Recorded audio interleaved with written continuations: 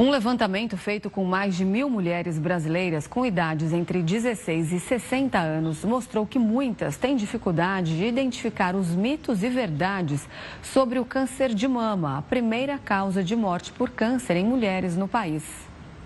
A pesquisa, conduzida pelo AC Camargo Cancer Center, em parceria com a Nexus, revelou que cerca de 25% das entrevistadas com mais de 40 anos nunca realizaram um autoexame ou a mamografia. Além disso, 6 em cada 10 mulheres disseram não saber as formas de prevenir o câncer e 16% responderam que sabiam mais ou menos. Apesar de não haver um conjunto de procedimentos que zere o risco de ter câncer de mama, existem formas de reduzir essa chance e principalmente diminuir a mortalidade associada à doença. Segundo o Código Latino-Americano e Caribenho contra o Câncer, a prevenção de tumores está relacionada a hábitos como não fumar, manter o peso saudável, fazer atividade física e ter uma alimentação saudável, evitar o consumo de álcool, fazer periodicamente o exame clínico das mamas e não fazer reposição hormonal, a menos que haja indicação médica. Já o Instituto Nacional do Câncer, o INCA, indica ainda que, além dos benefícios para o bebê, amamentar também reduz as chances de desenvolver câncer de mama. Mas menos da metade das mulheres da pesquisa concordam com essa afirmação. Atualmente, a mamografia é indicada e oferecida pelo SUS para mulheres a partir dos 50 anos. Mas a Sociedade Brasileira de Mastologia recomenda fazer o exame a partir dos 40 anos ou antes, caso a mulher tenha histórico de câncer de mama ou ovário na família.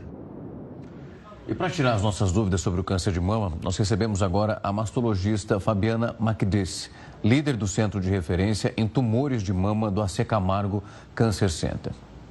Doutor, uma ótima noite. É um prazer recebê-la aqui. Obrigada, Rafael, pelo convite.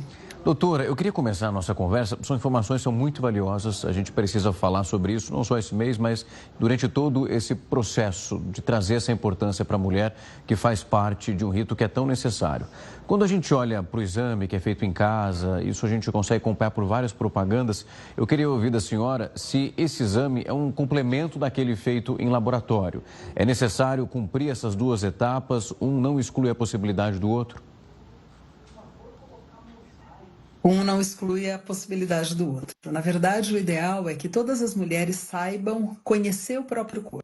Nós falamos sobre autoexame ou autoconhecimento, basicamente é o que levaria essa mulher a conhecer o próprio corpo e, caso ela tenha alguma alteração, que ela já vá a um posto de saúde para que esse médico, então, consiga identificar do seu exame físico, então, adequado, e da realização de algum outro exame, o que essa mulher tem, na verdade. Então, sinal de alerta não significa câncer, mas significa alguma alteração que essa mulher tem. Quando nós falamos sobre diagnóstico precoce, esse diagnóstico precoce, geralmente, ele não é conseguido através desse autoexame ou do autoconhecimento. O autoexame ou autoconhecimento identifica alguma alteração, mas o ideal seria que todas, a partir dos 40 anos, já tivesse acesso à mamografia, que é o único exame capaz de dar lesões muito pequenas, antes mesmo de formar um nódulo visto ou palpável, e que consegue salvar vidas de fato. Então, a redução de mortalidade quando o diagnóstico é feito através da mamografia, ou seja, apesar de ser só um branco, essa mamografia pode salvar vidas. Então, essa é a nossa recomendação. Doutora, agora o Sistema Único de Saúde oferece a mamografia somente a partir dos 50 anos. Então, não estamos falando de uma idade já tardia para a gente detectar a doença e prevenir, pegar essa doença no começo, porque a gente vê muitos médicos dando a mesma orientação que a senhora está dando a partir dos 40 anos ou até antes, se a mulher já tiver um histórico de câncer de mama ou ovário na família. O que acontece, Renata, é acesso. Então, se nós tivermos acesso a realizar esse exame, ou seja, uma paciente que tenha uma possibilidade de realizar o exame a partir dos 40 anos, essa já é a idade ideal das sociedades. Então, a Sociedade Brasileira de Mastologia, a Sociedade Brasileira de Ginecologia ou de Radiologia já vê benefício realização desse exame quando realizado a partir dos 40 anos, que é a idade onde começa a aumentar a incidência de câncer na população. Inclusive no Brasil, nós temos de fato um número muito grande de mulheres que têm câncer entre os 40 e os 50 anos. O que o SUS garante é uma lei onde, se essa mulher entre os 40 e os 50 anos tiver um pedido médico, ela pode sim realizar esse exame. O SUS oferece a recomendação de mamografia a partir dos 50, que é quando existe o pico de incidência. Mas você tem toda a razão, e nós médicos também acreditamos nisso, na possibilidade de, em tendo acesso, essa mulher já pode sim fazer o seu exame a partir dos 40 anos.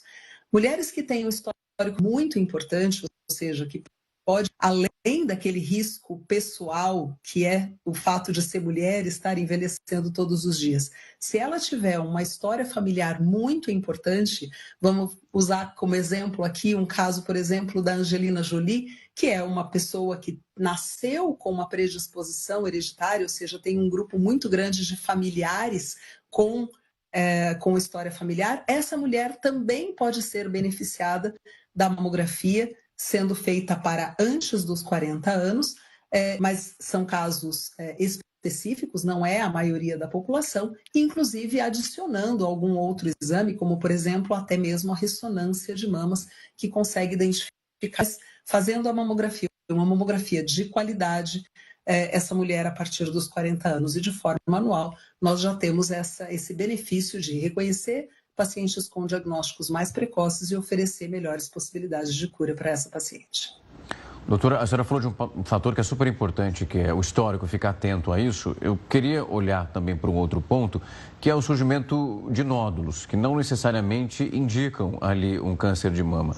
Eu queria entender um pouco desse processo, explicar para as mulheres que nos acompanham a necessidade, a importância de procurar um médico e verificar qual é o grau que se tem ali daquilo que vai surgindo e quando há uma necessidade de cirurgia para retirada desses nódulos, se isso necessariamente pode encadear no desenvolvimento da doença. Essa é uma dúvida muito frequente. Nódulos, normalmente, bolinhas que aparecem na mama, mas não são todos os nódulos que têm risco para ser câncer. Então, um nódulo irregular, um nódulo mais endurecido, um nódulo de aparecimento recente, de crescimento rápido. Esses nódulos, eles são aqueles nódulos que são mais suspeitos. Então, toda vez que uma mulher sente um carocinho na sua própria mama, a primeira coisa que ela deve pensar é: calma, respira, e vá procurar o médico para que esse médico, com avaliação devida, e até por esse motivo que nós não gostamos muito do termo autoexame, porque senão gera nessa mulher uma sensação de uma responsabilidade, como se ela fosse responsável por dar todas as características daquele nome. Nós precisamos, única e exclusivamente, que ela atente-se ao próprio corpo.